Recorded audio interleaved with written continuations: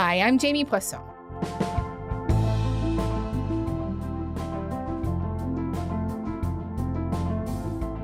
On behalf of Americans like the people I grew up with, people who work hard, chase their dreams, and look out for one another, on behalf of everyone whose story could only be written in the greatest nation on earth, I accept your nomination to be President of the United States of America. So that is Kamala Harris formally accepting her party's presidential nomination last night at the closing of the Democratic National Convention. Today on the show, my colleague, Washington correspondent Alex Panetta is back. Alex and I talked in July when he was at the Republican National Convention, when very confident Republicans felt like they were going to just waltz into the White House. Here we are now, and boy, have things changed. Alex has been in Chicago all week, where the DNC was being held and where all the hype that's been building for weeks around Harris and her running mate, Tim Walz, is on full display. I want to talk to Alex about what the big themes and messages coming from the stage in Chicago tell us about Democratic strategy, what vision of the Democratic Party is being put forward here, and maybe most importantly, vibes aside, whether this is still an uphill battle for the Dems. All right, let's get to it.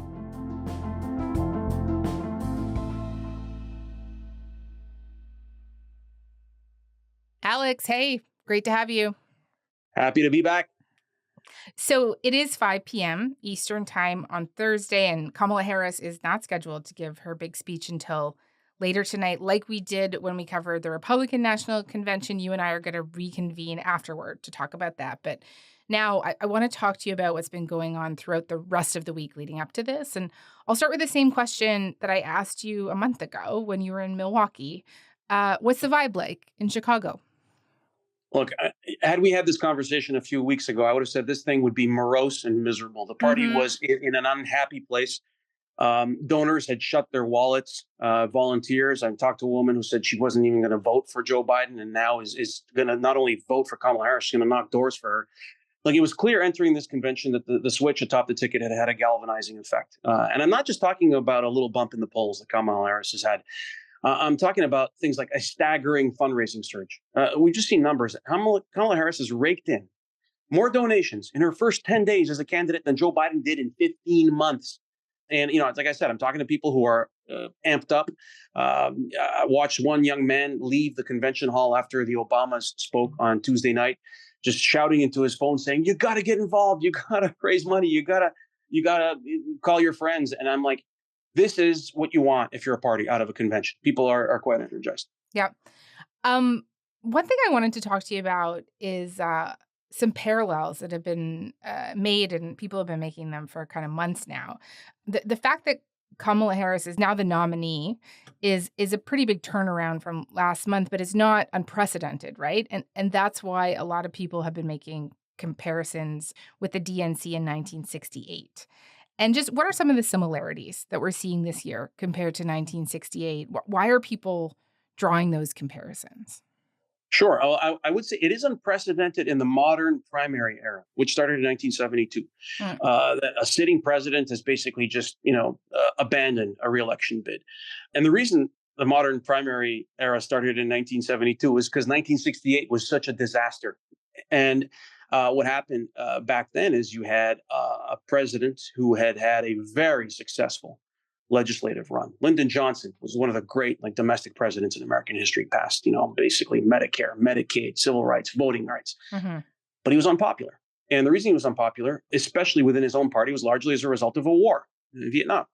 And realizing that he was going to face a brutal reelection fight, even a primary challenge on his own side, he abandoned his reelection bid. I shall not seek, and I will not accept the nomination of my party for another term as your president. And then the party goes to Chicago, it was held there in 1968 as well, just like it was now. And his vice president at the time, Hubert Humphrey, becomes the nominee, just like Kamala Harris has become the nominee here. That's kind of where the similarities end.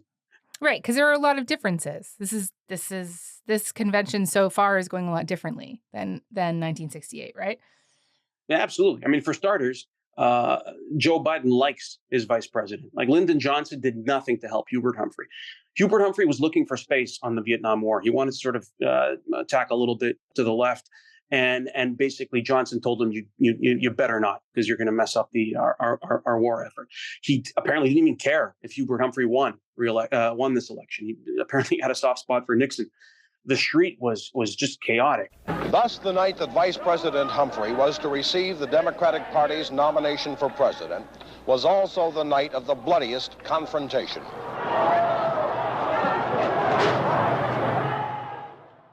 The protests were very, very boisterous, vigorous. People were throwing things at cops. Mm-hmm. And these are young men and women, or young men at the time, I guess, who were being conscripted to go fight in a war themselves.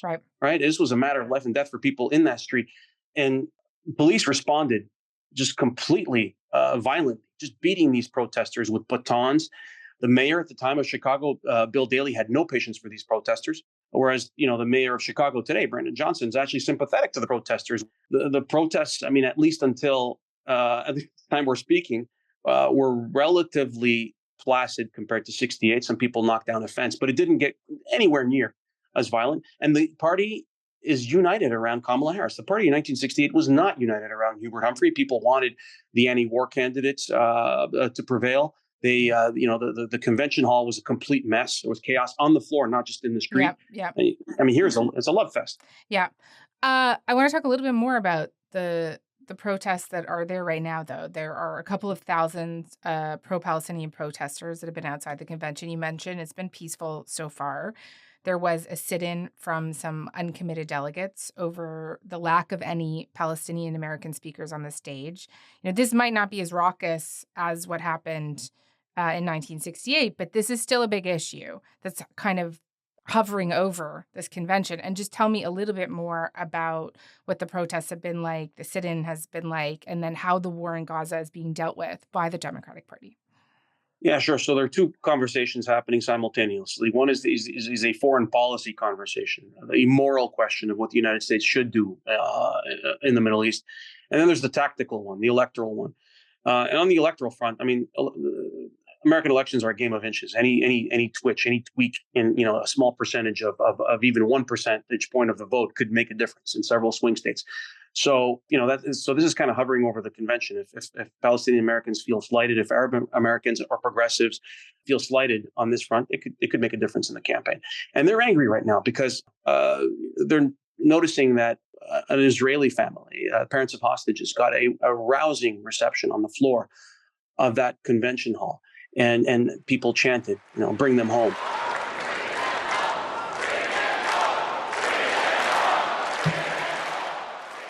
In relation to the hostages. And they're wondering why, you couldn't have Palestinian voices humanizing that side of the Middle East conflict as well, speaking for dead Gazans.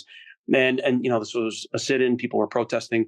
And it's the kind of thing that could cast a pall over the otherwise euphoric aftermath of this convention, depending on how the final evening plays out.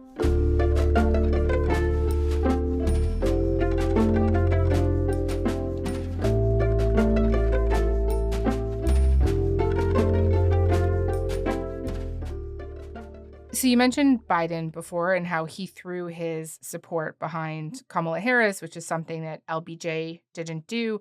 LBJ also didn't speak in 1968, but Biden did. Obviously, earlier this week, he got a 4-minute standing ovation. Thank you. I love you. Thank you. And just something I've been wanting to ask you all week is Alex, what would you make of how his legacy, his record is being dealt with at this convention? There's still affection and respect for Joe Biden here. He got a reception, like you said, that Lyndon Johnson would not have gotten in 1968. He gave a speech for Kamala Harris, which is something that Lyndon Johnson never did. And his legacy is viewed quite positively, at least when it comes to domestic politics. I mean, you could easily make the case that Joe Biden is the most legislatively successful Democratic president since LBJ, having signed a number of major bills, particularly bills related to domestic manufacturing, reshoring jobs, and transitioning to green energy jobs at home. There's a part of his legacy he never got to, and that is especially related to lowering the cost of living. He sort of tinkered around drug price reform, but he just couldn't get the votes in Congress, and it's something that Kamala Harris is working on. But at the same time, like during this week, I have seen people comment that, like, essentially, from the stage of the convention, people have been in some ways pretending like the Joe Biden era never existed, right? And I just wonder if you would agree with that. And if yes, why do you think that that's happening? I agree with part of that. The part I agree on relates to foreign policy. I mean, no one's talking about Joe Biden's Gaza policy at this convention because it's the third rail in Democratic politics. It basically is so charged, and it basically risks tearing the party apart. And so no one's talking about how he handled the Middle East conflict. Definitely not on that convention floor. But they're talking about the other things he did. So I kind of agree in part with that thesis, but not entirely. Okay. We talked a little bit about the vibe shift this party has seen in the last month, but it's not just about the overall energy and excitement around Kamala Harris, right? Because it does feel like we've also seen a big change in tone around their campaign tactics, and in particular in the way that they talk about Donald Trump. And just generally explain that shift to me. Yeah, it's a shift from outrage to mockery. Groceries, gas, housing, healthcare, taxes, abortion. Trust Donald Trump and JD fans to look out for your family? Shoot, I wouldn't let those guys, I wouldn't trust them to move my couch.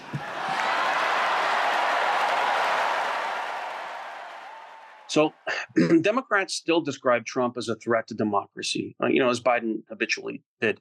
When we saw some searing videos about the assault on the U.S. Capitol on January 6th. But the campaign is now hitting him in a more prosaic way. It's like through mockery, just teasing him, making him seem small, petty, self-obsessed.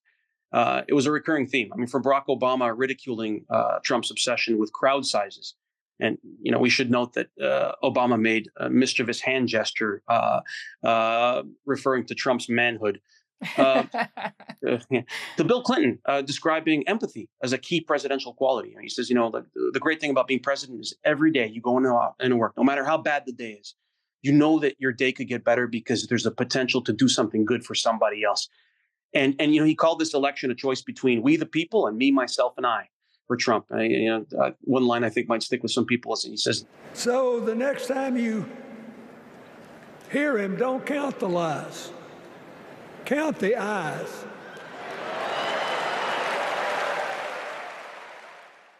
Obama kind of got into that too. That's like this list of grievances and gripes that he talked about, and Michelle Obama gave the most kind of searing criticism of Trump, like when she just sliced him several times. For years, Donald Trump did everything in his power to try to make people fear us.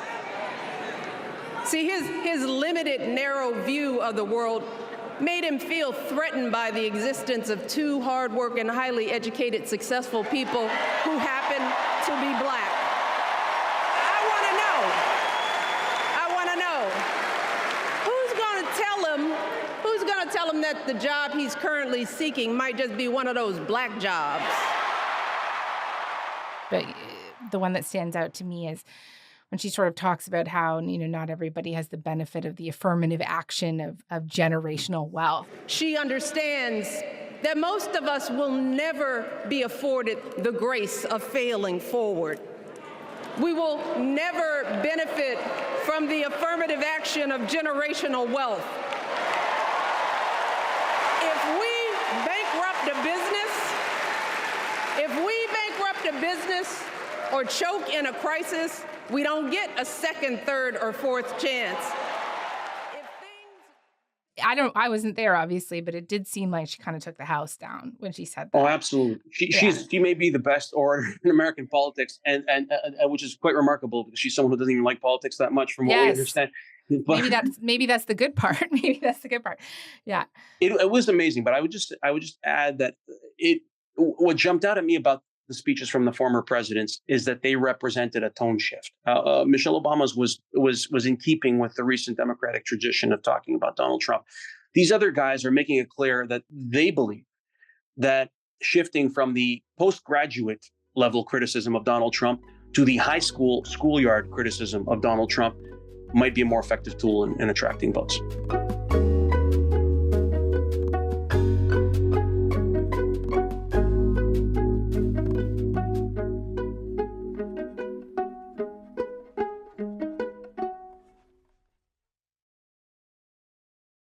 Alex, with the caveat that I want to go to Tim Walz in a moment, so don't do him now. But any speeches, any videos that really stood out to you that you think are illustrative of the Democratic strategy here that we haven't talked about yet? Yeah, I mean, you saw the party try to drive its messages through personal stories, as parties are wont to do at the convention, as Republicans did at their own. In this case, we heard a lot about reproductive rights and abortion, gun control. But we also heard some less conventional things. I mean, it was remarkable to see the not only the number, but the quality of Republican speaker at this convention. You had the former White House press secretary to Donald Trump speaking at the Democratic convention, Stephanie Grisham, a former national security aide in the White House, like 2 White House officials, and a bunch of other Republicans speaking at this convention, basically begging Americans, saying, do not elect our former boss, calling him petty, vindictive, ignorant, like all the insults in the dictionary, pleading with Americans not to vote for Trump. And that's something that you don't see often at a convention. You'll see party switchers once in a while. Republicans had some former Democratic voters, but 2 White House officials. I mean, I've never seen that at a convention. Who do you think they're trying to reach with that? Who are they speaking to? In politics, there are 2 types of voters. You have persuadable voters and mobilization voters. The latter, the mobilization voter, is the type of person who would vote for you if they show up. They're not that interested in politics, but they agree with you. The persuadable voter is the kind of person who will definitely show up. They're engaged, but they don't necessarily agree with you, and they could switch between parties. This was a direct appeal to persuadable voters, people who are generally inclined to vote Republican but are disgusted by Donald Trump. And we know there are quite a few of them because people kept voting for Nikki Haley even after she dropped out of the race in the primaries. Yeah. So that's the person they're trying to reach. All right. Okay, let's do Tim Walz now. So this is a guy that the internet decided they were longtime supporters of since they heard about him just a couple of weeks ago. You talked about trying to get their message across through personal stories. This was certainly something that Walz did when he spoke on Wednesday night. And just tell me a little bit about his speech, what you thought of it, and what you think he was trying to accomplish with it, and if he succeeded. He was speaking to that same group we just discussed, the persuadable voter. I think it's worth noting that Kamala Harris has had a galvanizing effect on a certain type of voter, the sort of the mobilization voter we just talked about, particularly in the South and the Southwest. You're seeing Democrats' numbers improve there. What Walz's mission is, his assignment is to persuade voters in the North and in the Midwest in particular, in those northern swing states.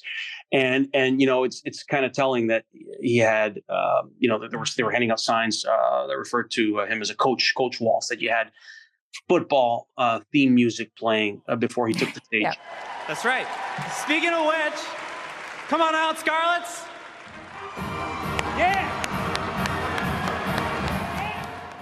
You had his former players. He was a football coach, a teacher, a former National Guardsman. And so, I mean, the imagery just spoke to those voters, like working class, centrist, Midwestern voters. And he used the language of someone just basically talking common sense. He used the word freedom a lot, casting Democrats' agenda through the prism of a word that speaks to this voter, basically that cherishes, freedom as an American value. But putting it in the context of things you would not hear at a Republican convention: reproductive freedom, the freedom to go work because your kids have adequate daycare that you can afford and have, the government help with that daycare. So it's basically kind of trying to rebrand freedom through the Democratic perspective and appeal to these voters in language that they appreciate. Yeah.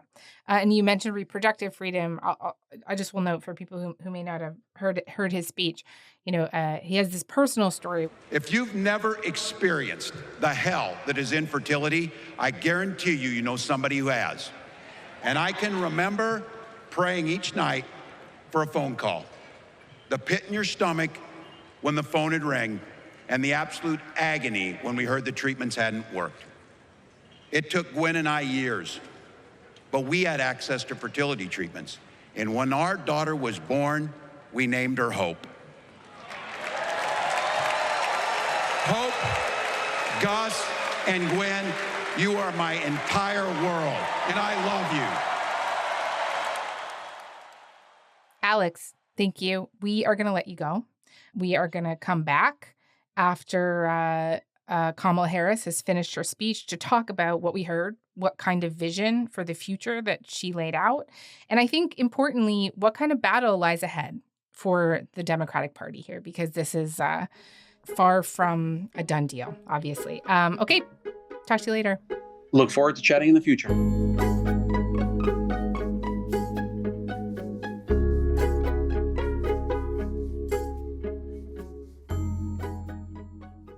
All right, Alex, we are back. It is just after 12 a.m. on Friday. It's Friday now. And let me start by saying that the internet is currently having a meltdown because TMZ promised us earlier in the night that Beyonce was going to show up tonight, but she didn't. That did not happen. You know, I've been speculating with my colleagues for the last 2 days that Beyonce would be here. As a matter of fact, I started offering bets to people. And when there was some sort of teasing of a potential special guest, my offer got up to $150. And no one took me up on it, which makes me very happy because I would have lost that money. You absolutely would have lost that money. But anyways, there's some very funny jokes on Twitter right now. Okay, so let's get straight to Kamala's speech.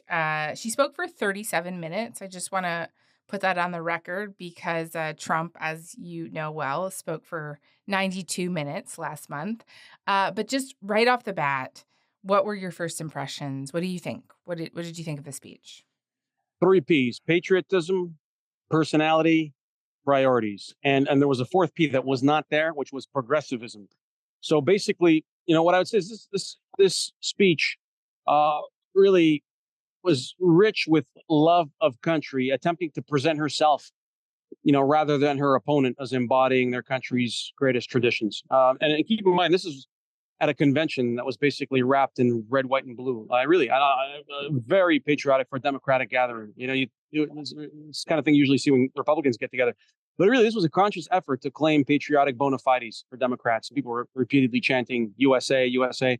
She hewed to the Democratic Party's traditional center-left lane, support for NATO allies, expanding social programs, opportunity. That's why we will create what I call an opportunity economy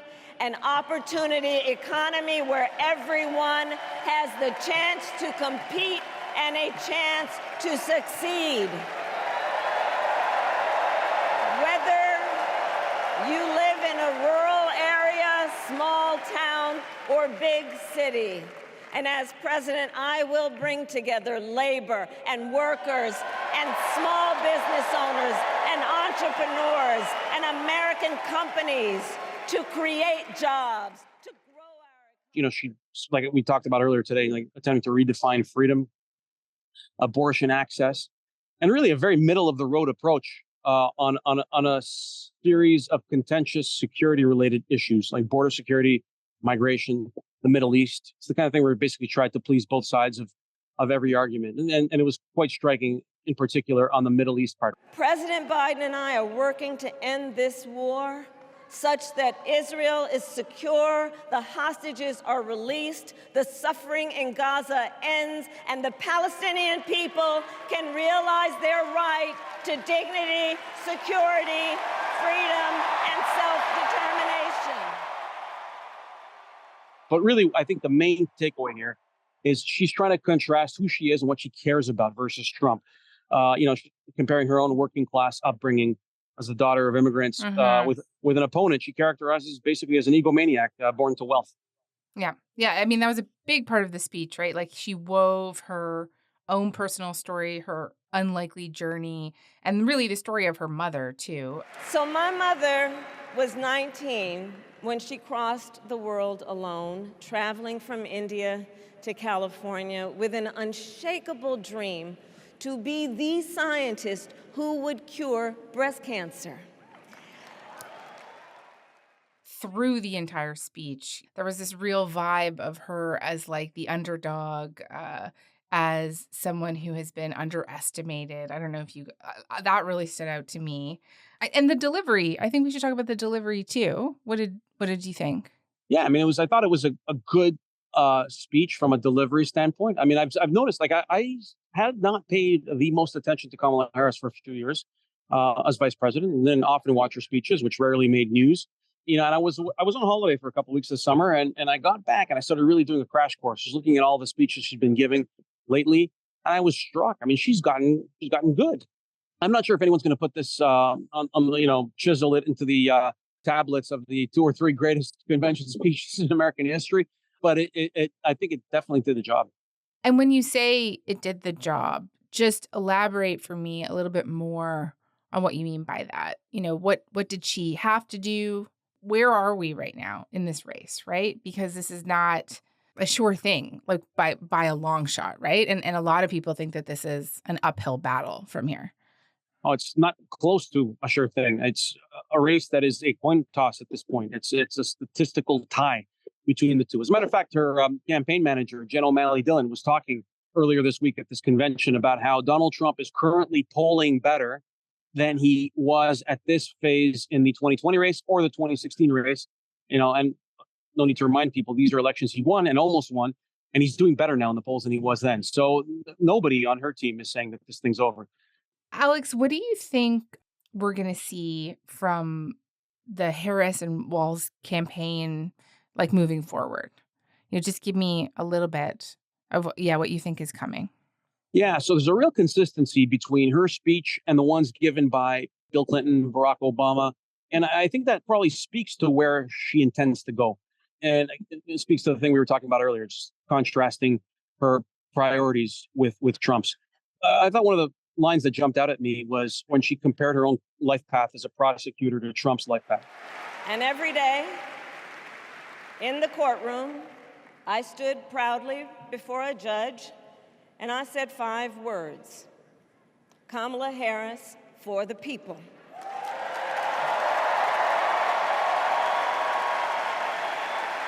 And to be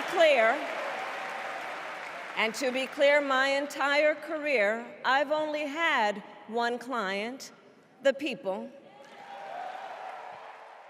And she goes on later in the speech to say Trump has only served one client his entire life, himself. And I think, to me, that really speaks to where I think she intends to go. Just basically saying, look, he doesn't care about you. I do. And here's what I'm going to do for you. Yeah, I'll just note, she did that again in another part of the speech that I think seemed to really resonate with the crowd when she said that she was going to, I'm paraphrasing, but she was going to fight for the middle class and that it was personal because she was one of them. And I'll tell you, this is personal for me. The middle class is where I come from. My mother kept a strict budget. We lived within our means, yet we wanted for little. And she expected us to make the most of the opportunities that were available to us and to be grateful for them. Because, as she taught us, opportunity is not available to everyone. Yeah, she talked about growing up in a working class neighborhood of firefighters, nurses, construction workers who tended their lawns with pride, and her mom working long hours, looking at Trump offering tax cuts for billionaires and his buddies. And it speaks to some of the populist economic policies that she's put forward. She's talked about tax hikes for the wealthy and spending more on social programs, including helping people buy a first home. Mm-hmm. Some of her critics say it's bad economics. You don't give people $25,000 to buy a house. It's going to raise the cost of the house $25,000, and you're draining the public treasury. But I think she welcomes that debate, right? She's very happy to have Donald Trump go after her for spending money to help people get a home. While she can say, well, you're going to spend, you're going to drain the public treasury in order to offer people who don't need tax cuts more tax cuts. Right. But this is, I think it's fair to say we have more clarity now on the direction that she's going to take this and, what a presidency with her at the helm might look like. Alex, we'll let you go, though. It's late. Thank you so much for taking the time. Jamie, from one convention to another, it's always a pleasure. Okay.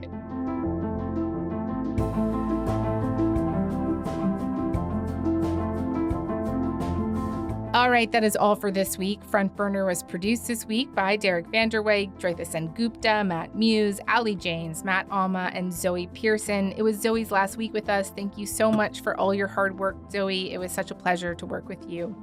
Sound design was by Mackenzie Cameron and Marco Luciano. Music is by Joseph Chabison. Our executive producer this week was Elaine Chow. I'm Jimmy Poisson. Thanks so much for listening.